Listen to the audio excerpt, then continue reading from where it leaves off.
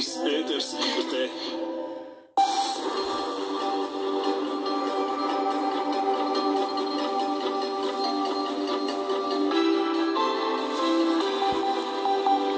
Labvakar! Labvakar laika ziņās.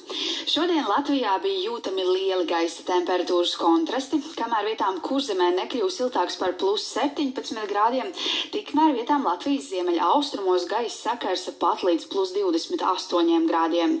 Vietām Vidzemē veidojās arī lietus un negaisa mākoņi, bet ilgstošāk līja Latvijas rietumos.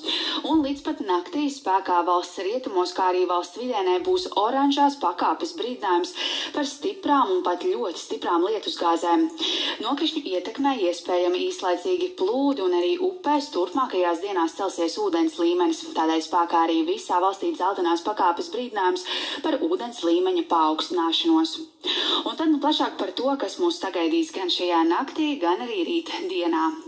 Šajā naktī ilgstošas lietus turpināsies valsts rietumos, kā arī vidienē ir gaidāms arī stipras un pat ļoti stipras lietusgāzes.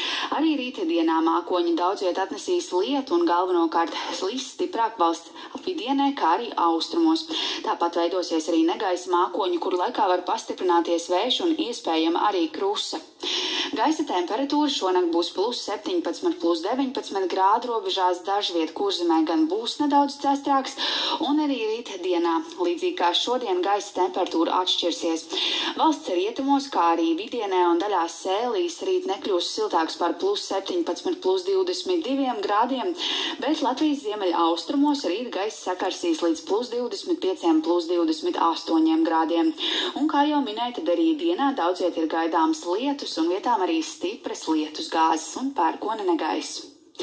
Ik pa laikam līs arī galvaspilsētā. Gaisa temperatūra kā naktī, tā arī dienā būs ap plus 20 grādiem, un arī Rīgā iespējams stiprākas lietusgāzes un pastāv arī negaisa risks. Daudz nokrišņu būs arī turpmākajās dienās. Arī piektdien mākoņu vietām atnesīs stipras un vietām pat ļoti stipras lietusgāzes. Tāpat var dārtēt arī pērkona negaiss, kuru laikā pastiprinās vējš.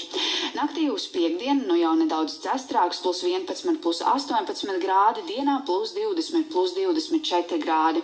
Sestdienas naktī plus 13, plus 16 grādi, bet dienā gaisa temperatūra būs līdzīga kā piektdiena.